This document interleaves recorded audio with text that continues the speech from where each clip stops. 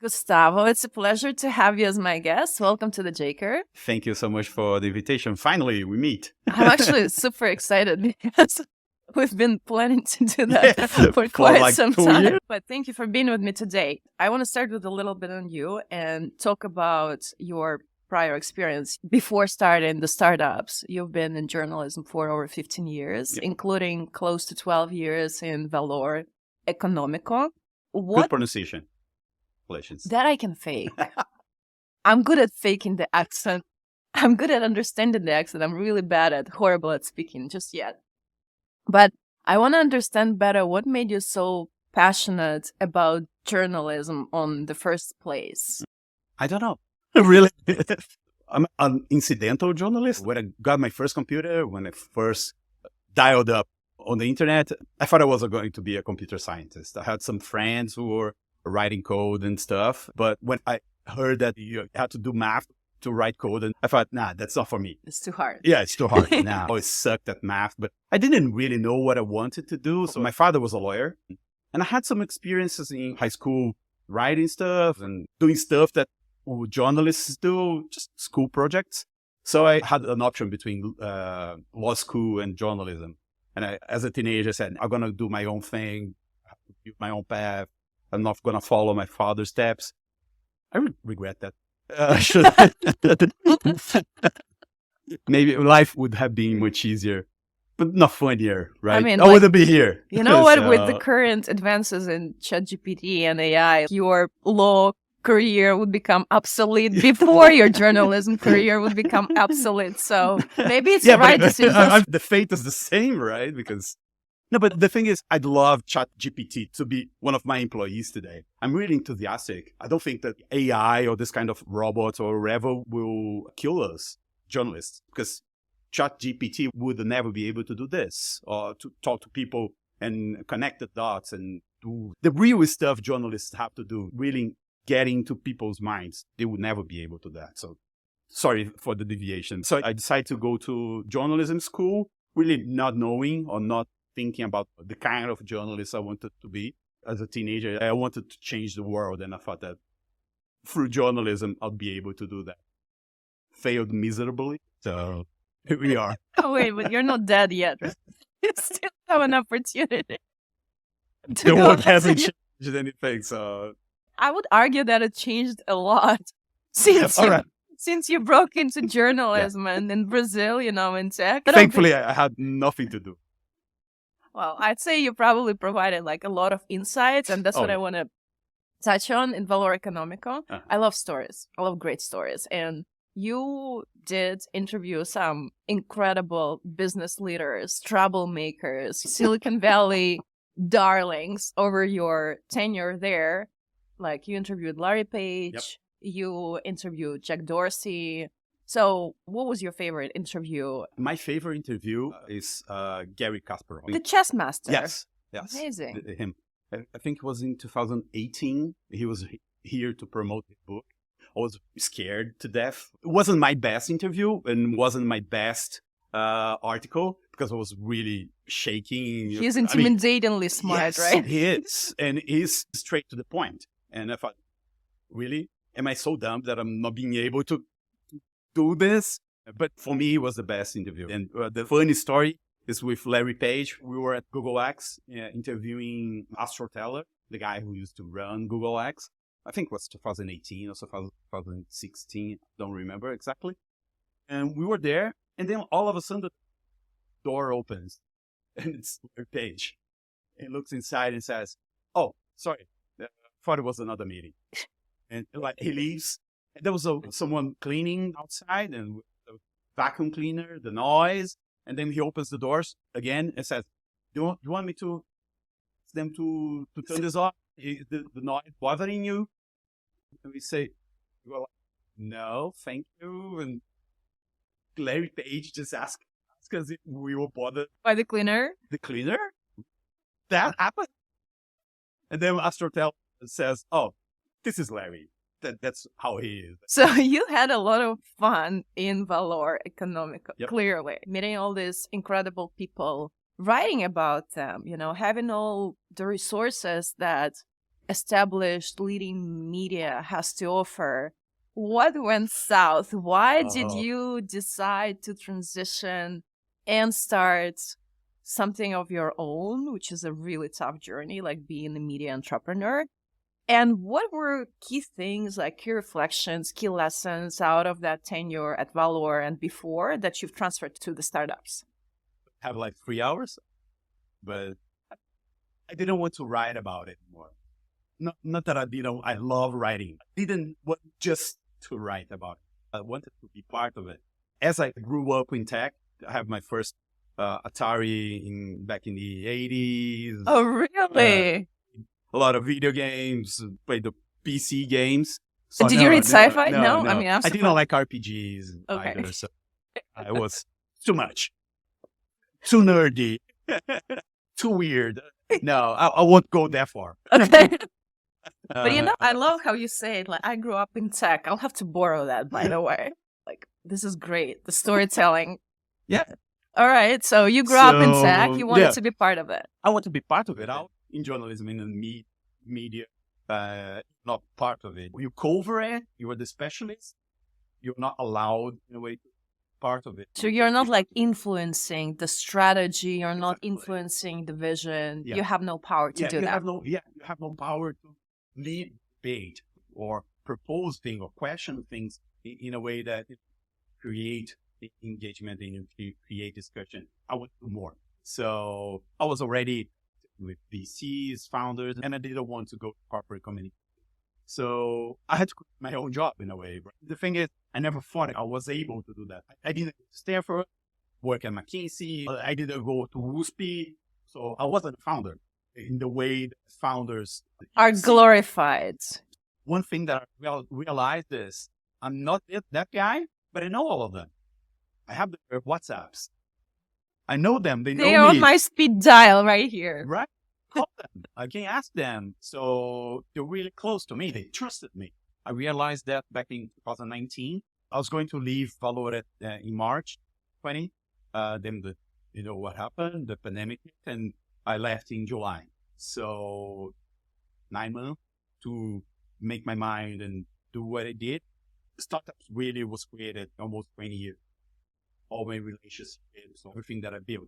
It's real expression of gradually then some 20 years in the making, and then overnight success. Boom. Do you remember any like specific moments when you just decided, okay, I'm ready. I don't know how it's gonna evolve, but I am ready? There wasn't that moment. That's the thing. I mean, that's one thing I realized. I'm never gonna be ready. The world never going to be ready for me, and I'm never going to be ready. I didn't have to be a stereotype of a founder to be a founder. One thing I didn't realize when I made the leap or the jump or put the gun in my head is the power of being a founder. I thought my worst problem was going to be dropping the @valor.com.br. Who is Gustavo? I mean, who's this guy? Why is he doing? Why should I talk to him? Is he relevant? Relevance. That was my biggest fear. And it's probably the real fear, because a lot of the industry is super transactional, right? While you are part of something that people can benefit from, you are important, you are invited, people picking up the phone when you call. The front doors. Yeah. And then when you're Gustavo, wait, where did you work? Gustavo. And you are doing what? You're doing what? Yeah, exactly. I thought it was going to be from the red carpet and champagne and caviar because it was global Valor. I thought it was going to be allowed in the back door. There was a window. People let me in through the windows. But there's always a window. There's always a window. But in fact, as a founder, founders congratulate me. Now you are a founder. Welcome to the club. So you became the part of the community. Exactly. Being a part of the community and writing for the community and knowing what it is, the pains and everything. So doors were open. Not the caviar, not the champagne, but maybe, cider or whatever. Or beer. Beer, yeah. Some bad wine. Still, people welcomed me. What are your least favorite things about being an entrepreneur in tech media? Being up at night, consumed by my task list That's the worst Do thing. you suffer from FOMO? I mean, Yeah. VC industry is suffering from FOMO Yeah. big time. Is it the I same can, for I you? can't see 2 emails in my inbox. I freak out, and I have like 600 every day and 300 messages on WhatsApp and LinkedIn, on Instagram, and whatever. Wherever people can find me, they find me. That's fame. You're Ah. famous. No, I wouldn't say that. So, what is the startups today? Like, what you envision it to be when you started in 2020? And right now we are Q2, Q1, Q2. Q2, Yes. Q2. My math sucked as well, you know. So that's right, that's why we're relatable, right?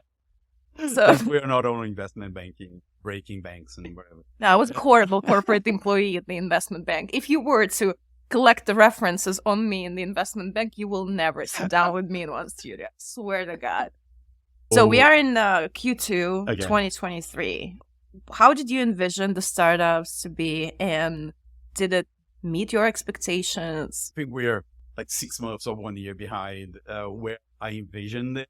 I mean, you have to be an optimist when you start. You have to. Then you become Because a realist. otherwise, there's so many reasons for you not to start anything new Especially at all. media. If I was going to talk to journalists, they'll say, crazy. One reason you shouldn't create your own business. There's no business. You can't make money business media, out of tech media. Out of media. It's just not going to happen. And if global, if all the big media, if they're struggling, why do you think you were going to make a living on your own? I don't think they were completely wrong. But I think we're doing something right. Because one thing that we're doing right is we're really about community. And we're really about bringing readers, bringing people together. Our newsletter, I get a lot of feedback. People say, I wake up, have my coffee, reading your newsletter. I love the way that you talk about stuff. I love the way that you are irreverent and you joke about serious stuff. And that's one thing I really envision. This kind of speech and how we talk to people. This is something I really wanted back in 2020 or 2019 when I was building it. What I didn't envision was that it would take much more. It would be so much more of an effort. I thought it would be easier in a way to do that. To build a community. To build a community, yeah. And to build what we are building. I thought I could do it by myself or 2 people. Now we are 6 people. I could be 10 people, 15 people today. And I don't think we still be able to handle everything we want to do. So you're 6 people. And how big is the community today? In the newsletter, we have almost 11,000 people. In March, we had like 200,000 page views, 120,000 unique visitors, 85,000 people on LinkedIn. We have free groups on WhatsApp with almost 800 people connected and discussing stuff and reading our content. So we have all these numbers, all these beautiful numbers and growing numbers, thankfully. If you add them together, isolatedly, they're small, like 11,000 people on the newsletter. If you think that the market has 1 million, 2 million people, a lot of room to grow. That's how you grow. should be looking at it. Yeah. And what was your approach towards like nurturing the community? You mentioned that it was much harder than you imagined. And in general, I feel like no matter the industry for founders, it's really hard to build and nurture community. So any tips that you could share, any main learnings applicable to media, applicable to tech entrepreneurship in terms of how you nurture community, how you engage with community, how do you build it and scale it? Truth. I mean, truth and openness. Yeah, you can be fake. You can't just pretend you're doing it. You have to do it. You have to be there. If you are trying to build a community around your startup, the founder has to be there. Has to show his face, his or her face. You have to lead community, at least at the beginning. People will follow the brand, but people will mostly follow the people. So you have to be honest. You have to be true. We're building a community because we're building a community. We want you to be around, not because this is top of the funnel and I will try to sell you stuff. Of course, that's the idea.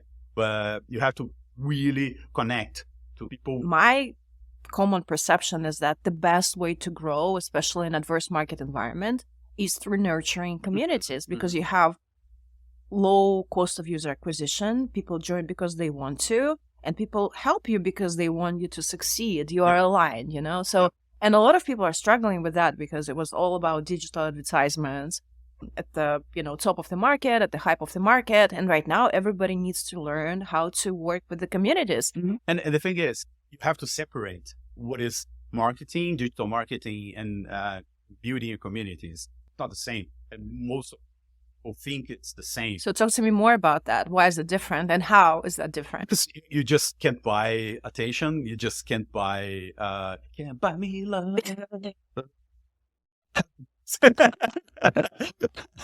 The movie with Patrick Bates, you can't buy love. You did pretty well with the movie, You can buy love. People have to love you or really connect with you.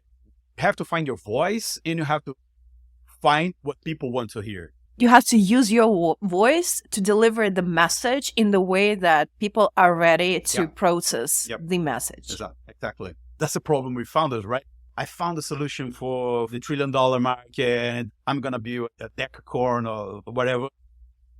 Most of the people who say that fail miserably because trying to build what they want or they think is right. They're not listening to their customers or to the market.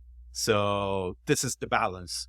What I want to do when people want to hear, and if you connect truthfully, not only, I have to be on social media, I have to write free posts every day on Instagram, LinkedIn, and YouTube, and that's how I build a community. No, that's not how you build a community. Good. I'm glad that you're saying that, because when you get on Instagram and you see all these people, Instagram influencers, buy my masterclass and I'll show you how to make money. Get my masterclass, or just, here's how you're going to do it. You're going to be posting 5 times a week. It's going to be 3 reels. It's going to be 1 carousel. It's going to be 1 single post. It's about the processes, right? It's not how you design things. It's not how you relate to things. So talking about which you mentioned to me before, that LinkedIn is your key growth channel. Our own medium is the newsletter. On social media, we say our rented house, our most important property is LinkedIn. Your Airbnb. Yeah, our Airbnb is LinkedIn. That's the point. You have to be on Instagram, on LinkedIn, on YouTube. Yeah, but they're not yours. They're not your platforms. They are Airbnbs. You're renting. So you have to build your own community on your channel. And you have to learn how to bring those communities that you build on the different platform into something where you have a better control, where you can just collect the customer data, right? And just build direct relationships with customers. So talk to me about LinkedIn. You're a LinkedIn creator. You're this person that I want to be when I grow up. I want to be me, but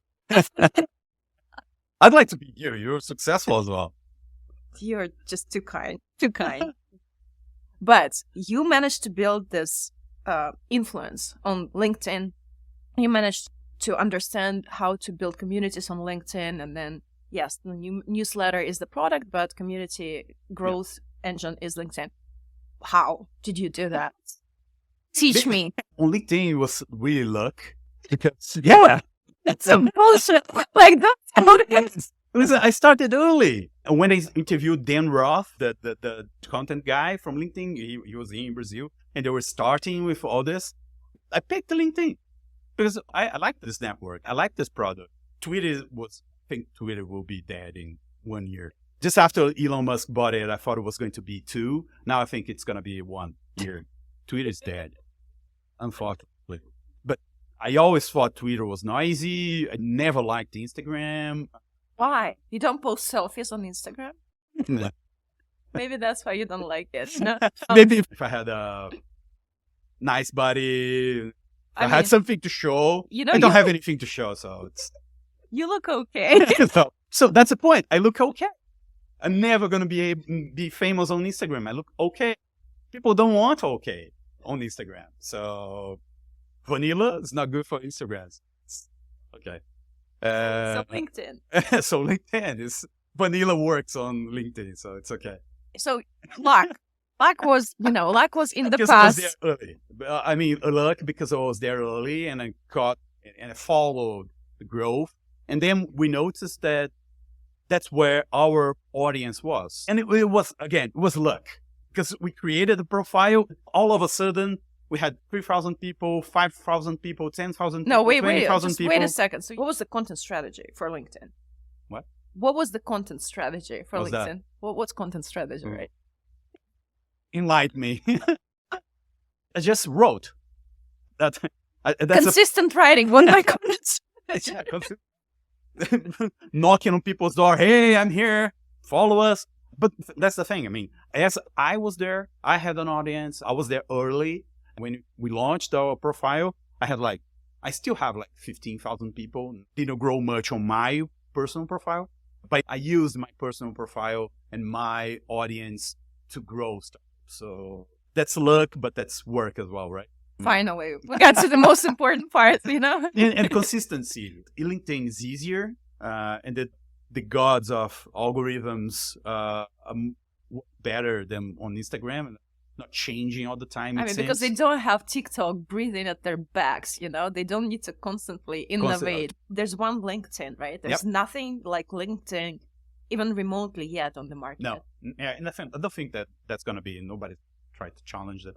Few challengers, but nobody's going to do what they do. So they're in the better position. They can run more better. Stable business with more predictive. And again, going back to the Airbnb, they're not changing their rules all the time.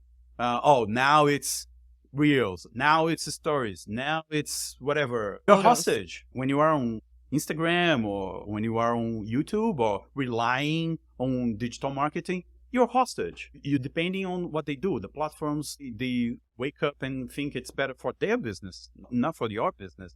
So that's why Substack, Beehive, Ghost is an open platform or open source project. And that's why they grow and they're finding more traction among writers and creators because they are built for creators, for writers, not for advertisers. So when we started, I started promoting our profile on my account and then posting everything that we wrote as the topic was hot, right? And startups and innovation and everything. Yeah, that definitely helped. You had the wave. You were writing. See? Back to look. I was at the right time. I would not call COVID the last, but I was at the right time with the right content. What could go wrong? Just kidding. So what's the hardest part of your job of scaling the startups? Consistency. I think this is the most difficult part because when you are a SaaS company or a software company, you can do digital marketing or have product strategies. You're more in control in a way of comes. When your business is the content, you can try to tweak or you can try to find the best keywords, whatever, but you're never really sure if you're doing the right thing.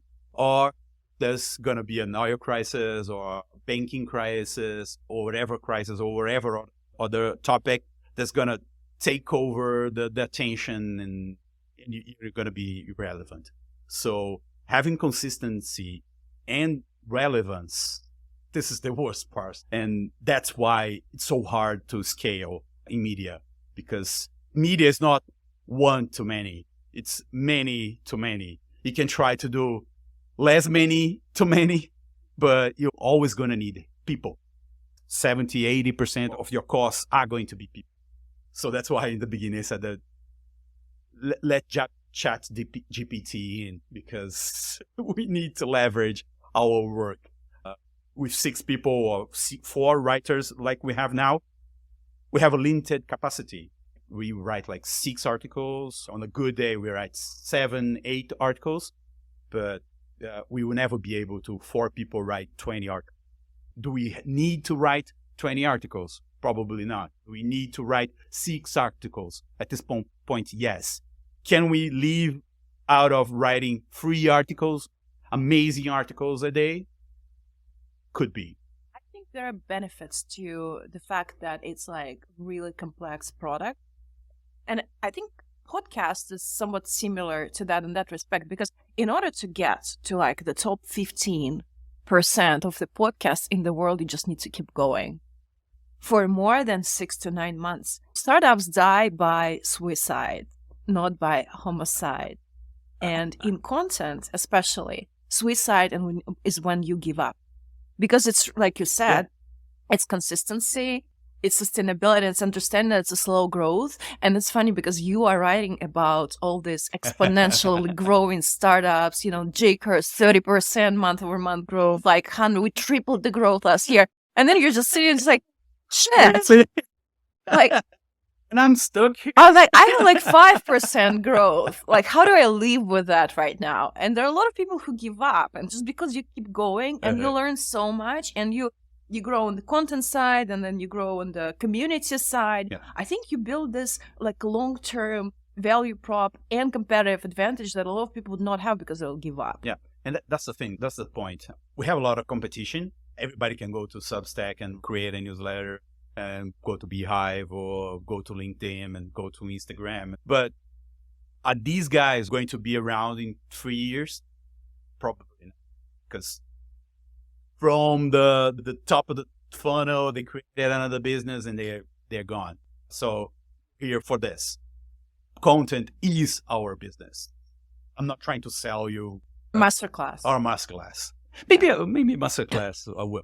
But that's another topic.